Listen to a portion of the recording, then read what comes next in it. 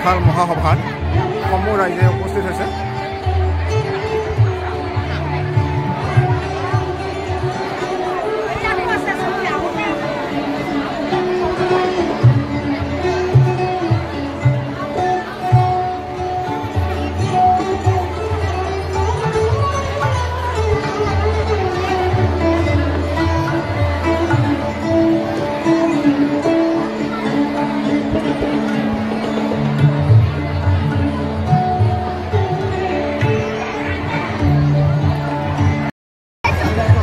गोबां मानसि जाफैदों।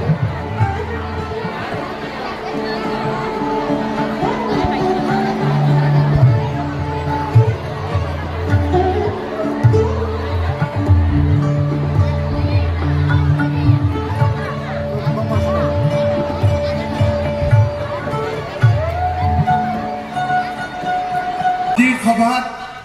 আমাৰ মাজত উপস্থিত সন্মানীয় বিধায়ক रामकृष्ण घोष डांगरिया, शिबू मिश्र डांगरिया, बिरदा सिंह इंग्लैंड डांगरिया, दर सिंह रंघान डांगरिया, रूप सिंह तेरन डांगरिया, सम्मानीय सांसद कामाख्या प्रसाद तासा डांगरिया, कार्बी आंगलং स्वायत्तशासित परिषदर मुख्य कार्यवाही सदस्य तुलिराम रंघान डांगरिया,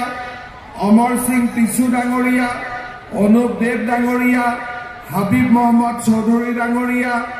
মোহাম্মদ আলী ডাঙৰীয়া আৰু আমাৰ জিলা আয়ুক্ত মহোদয়, উপস্থিত ৰাইজ, যুৱক যুৱতী, বন্ধু বান্ধৱীসকল আৰু সন্মানীয় সুধীবৃন্দ,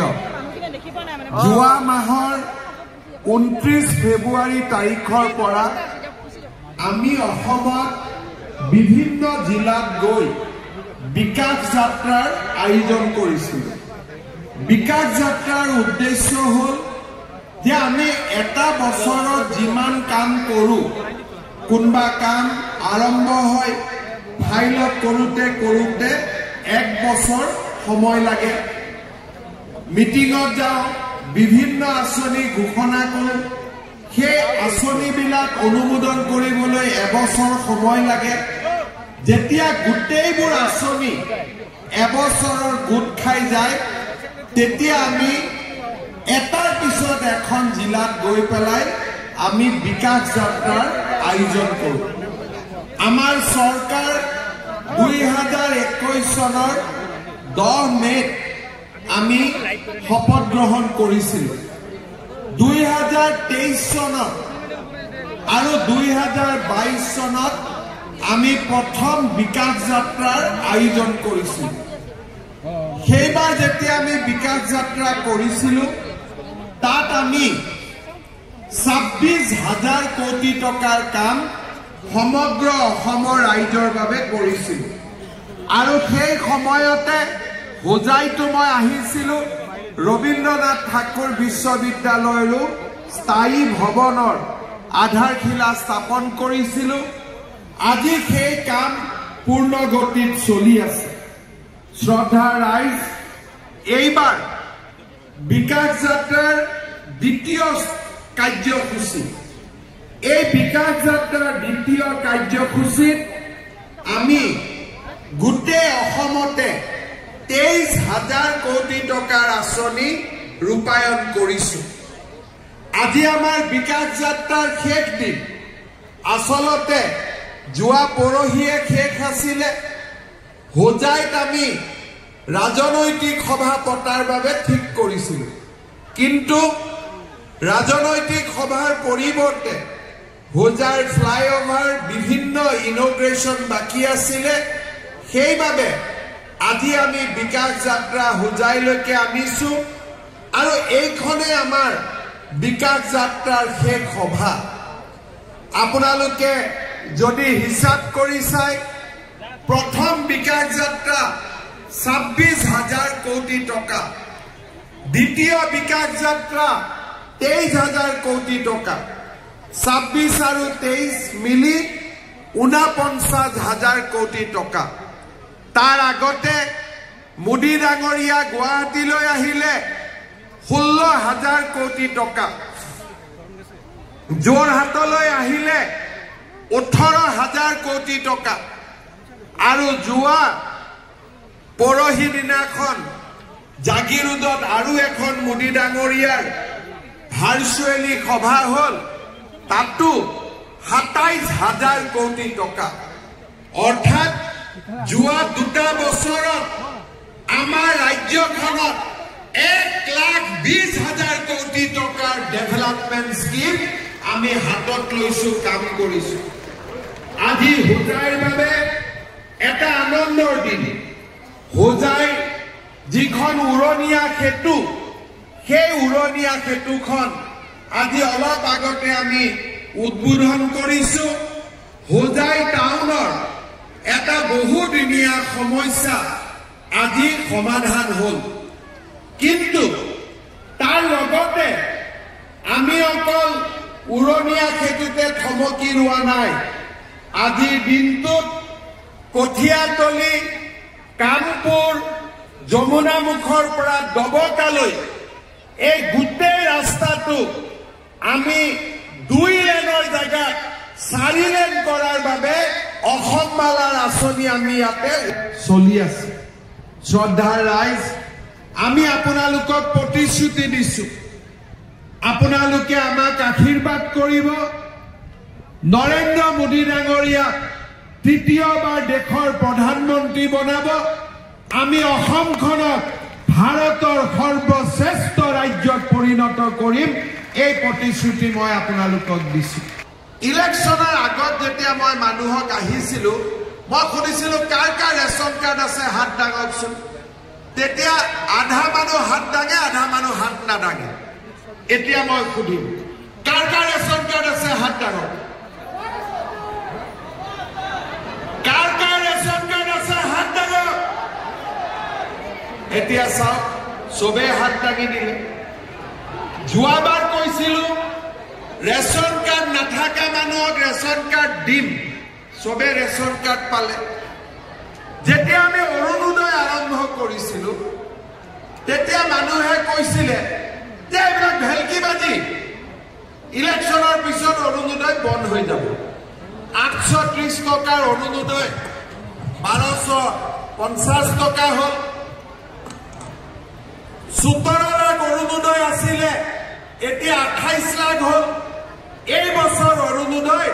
আৰু 3-4 লাখ মহিলাক আমি দিবৰ বাবে সিদ্ধান্ত লৈছো এতিয়া মই এইবাৰ কৈছো যোৱাবাৰ ৰেচন কাৰ্ডত হাত উঠাইছিলো এইবাৰ অৰুণোদয়ত হাত উঠাম তাৰো কাৰণ আছে মই পিছত কম কোনে কোনে অৰুণোদয় পাই আছে হাত উঠাম কাৰ কাৰ অৰুণোদয় আছে হাত উঠাম এতিয়া আপোনালোকে চাওক ৰেচন কাৰ্ডত হাত উঠোৱা মানুহ বেছি কিন্তু অৰুণোদয়ত হাত উঠোৱা মানুহ ৰেচন কাৰ্ডকৈ কম এতিয়া আমি যদি যাৰ যাৰ ঘৰত ৰেচন কাৰ্ড আছে তাৰ তাৰ ঘৰতে একটা অৰুণোদয় জাপি দিও তেতিয়া সব খুশি হ'ব কি নাই খুশি হবে কি নাই তো এতিয়া এইবাৰ মোৰ কাম হৈছে যে যাৰ ঘৰত ৰেচন কাৰ্ড তাৰ ঘৰতে অৰুণোদয় ৰেচন কাৰ্ড থাকিলে অৰুণোদয় পালো ৰেচন কাৰ্ড থাকিলে উজ্জ্বলা গেছ পালো 300 টকা সিলিন্ডাৰৰ দাম কম 510 টকাত উজ্জ্বলা মানুহে সিলিন্ডাৰ পায় প্ৰধানমন্ত্ৰীৰ আয়ুষ্মান ভাৰত আৰু মুখ্যমন্ত্ৰীৰ আয়ুষ্মান অসমৰ কাৰ্ড পাম ৰেচন কাৰ্ড থাকিলে 5 লাখ টকালৈকে মেডিকেল ট্ৰিটমেণ্টত আমি পইচা দিব নালাগে কেনেকে লাখ কোটি বনিম এইটো মই কৈ আছো এতিয়া ফৰ্ম বিলাক ফিল আপ কৰি আমি দিলো নে নাই কোনে কোনে দিলে ফৰ্ম ফিল আপ কৰি হাত দাঙক আরে বাইদেউ সব দি দিলে বাপরে বাইদেউ কেজনী ভাল কিন্তু কামাখ্যা একদম এডভান্স হৈ আছে হয়নে এতিয়া ফৰ্ম ফিল আপ কৰি দিলে আপোনালোকক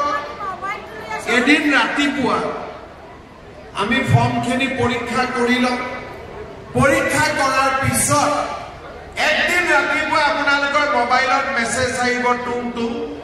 আৰু সেইদিনাখনে আপোনালোকৰ বেংক একাউণ্টত টপক কৰি 10,000 টকা ঠিক আছে এই যে 10,000 টকা সোমাব এই 10,000 টকা আমি কাক দিম গিৰিয়েকবিলাকক দি দিম নেকি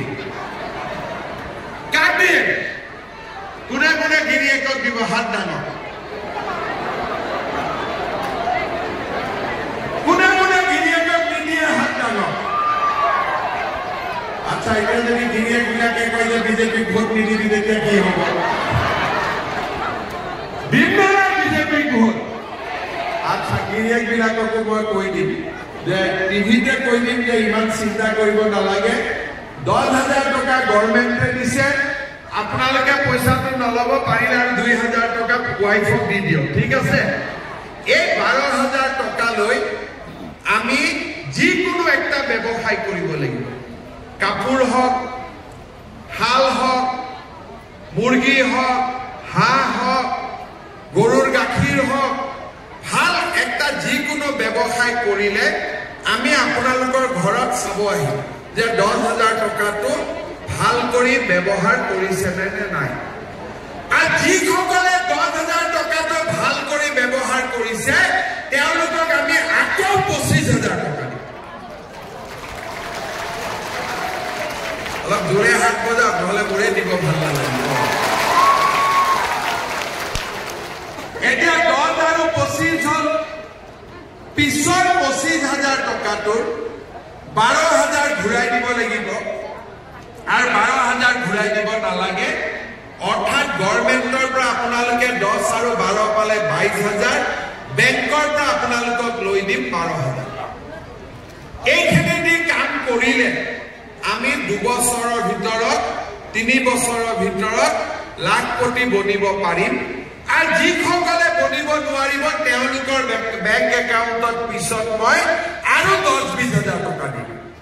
মুঠতে সবক লাখপতি বনাইহে আহিম বনিব লাগিব লাখপতি ঠিক আছে আমাৰ অসমৰ মহিলাই এইবাৰ লাখপতি বনাই দেখাব লাগিব প্ৰাইম মিনিষ্টাৰে কৈ আছে মেৰে লাখপতি দিদিও আৰু মই কৈ আছো আমাৰ লাখপতি বাইদেউ ঠিক আছে হিন্দী দিদি হৈ গ'ল অসমীয়াত বাইদেউ হৈ গ'ল যে লৰাৰ দায়িত্ব কোনে ল'ব দেউতাক মাকে লৰাকো কলেজত আনিব লাগিব লৰাক পঢ়াব লাগিব দেউতা মা আৰু ছোৱালীক পঢ়িব মামাই তো দেউতা মায়ে পঢ়াব লৰা মামাই পঢ়াব ছোৱালী ঠিক আছে এইটো আমাৰ চুক্তি হৈ গ'ল শ্ৰদ্ধা ৰাইজ কোনো বম ব্লাষ্ট নাই কোনো মাৰপিট নাই দাঙ্গা নাই হুলস্থুল নাই মহিলাসকলে সেলফ হেল্প গ্ৰুপ কৰিছে লৰাবিলাকে ৰাতিপুৱা ষ্টেডিয়ামত দৌৰি আছে পুলিচত চাকৰি লাগে আজি ইমান ধুনীয়া পৰিৱেশ অসমত এনেকুৱা পৰিৱেশ আগত কেতিয়াও হোৱা নাছিল যিবিলাকে কংগ্ৰেছক ভোট দিয়ে তেওঁলোকে চিন্তা কৰক কংগ্ৰেছৰ দিনৰ অসম কেনেকুৱা আৰু আজি বিজেপি দিনত অসম কেনেকুৱা কিমান পাৰ্থক্য যতে যাও ফ্লাইওভাৰ যতে যাও ধুনীয়া ৰাস্তা হস্পিটাল আৰু সবচে ডাঙৰ কথা মানুহৰ মাজত মিলাপ্ৰীতি এসময়ত বিজেপি আহোতে কি কৈছিল না না বিজেপি আহিলে মসজিদ বন্ধ হৈ যাব নামাজ বন্ধ হৈ যাব আজান বন্ধ হৈ যাব হল নেকি বন্ধ একোতো হোৱা নাই উল্টাই মুসলিম মানুহে অৰুণোদয় পাই আছে ৰেশন কাৰ্ড পাই আছে সব উল্টা কাজ হৈ আছে খালি তো মই এটাই কো মুসলিম মানুহক যে ভাই অকল বাচ্চাটো 2-3টাত ৰাখি দিবি তাতকৈ বেছি না যাবি ইমানে কো আৰু তো একো নকওঁ মই আৰু এইটো কিমান ভাল কথা কওঁ যে ছোৱালী বিলাকক পঢ়াব লাগে তাতকৈ তো মই একোৱে নকওঁ আজি আপোনালোকে কওক যে আজি আমাৰ অসমত কিমান ধুনীয়া পৰিৱেশ অসমীয়া বঙালী বুলি ঝগড়া নাই বঙালী বিহাৰী বুলি ঝগড়া নাই কাৰ্বি ডিমাসা বুলি ঝগড়া নাই আজি ইমান ধুনীয়া অসমত পৰিৱেশ আমাৰ ৰাজ্যত কেতিয়াও হোৱা নাছিল মইতো হিষ্ট্ৰী ষ্টুডেণ্টছ পলিটিকেল সায়েন্সৰ ষ্টুডেণ্ট 1948 পৰা আমাৰ অসমত কেতিয়াও ইমান ধুনীয়া পৰিৱেশ কেতিয়াও হোৱা নাই আৰু আজি সব মানুহ খুশিত আছে কোনো মানুহৰ ওপৰত কোনেও অত্যাচাৰ নাই সব মৰম শান্তি ইমান একটা সুন্দৰ পৰিৱেশ আৰু আপোনালোকে সব মোদী ডাঙৰীয়াই অযোধ্যাত ৰাম মন্দিৰ বনালে না কোনো মানুহ আপত্তি কৰা নাই হিন্দু মুছলমান সকলোৱে কৈছে ঠিক আছে ভাল হৈছে ৰাম মন্দিৰ হৈছে কতো কোনো আজি আপত্তি নাই এবাৰটো মই আৰু ঠিক কৰিছো ইলেকশন হোৱাৰ পিছত হোজাই লামডিঙৰ মানুহক মই ৰাম মন্দিৰ দেখাবলৈ যাম যাব ইচ্ছা আছে নে নাই বিনা পইচাত লৈ যাম ঠিক আছে একদম অলপ ভাল কৰি কৈ দিয়ক জয় জয় শ্ৰীৰাম মাতা কি ভাৰত মাতা কি বহুত বহুত ধন্যবাদ জয় হিন্দ বন্দে মাতৰম জয় আয়ো গাছবোৰতো হোৱাই যাওক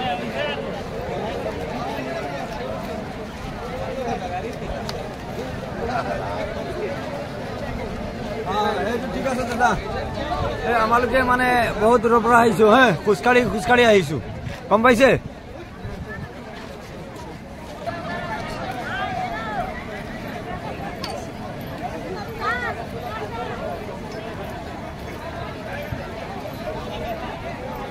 Apa yang dapat uang?